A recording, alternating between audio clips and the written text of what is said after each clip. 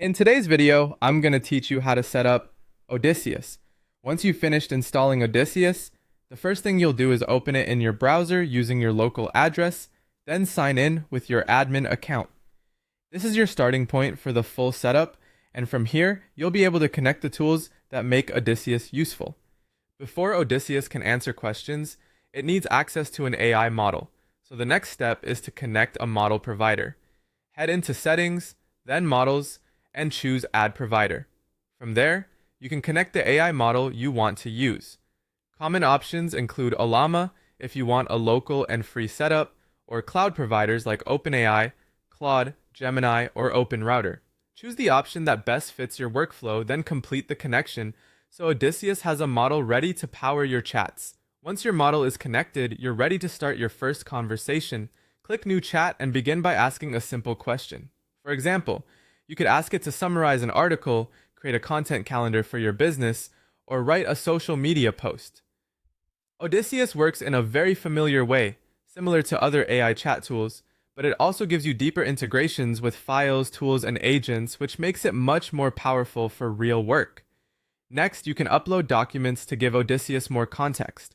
It supports files like PDFs, Word documents, text files, and notes. After uploading a file, you can ask it to summarize the document, pull out the key points, or turn the content into a presentation outline. This is especially helpful when you want the AI to work directly from your own materials instead of responding with only general knowledge. Another powerful feature is deep research.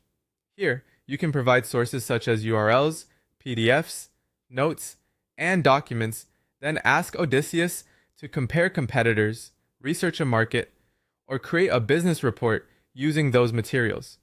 Odysseus can organize the information into structured outputs and include source references, which makes the results more useful for analysis and reporting. You can also use agents to handle multi-step tasks.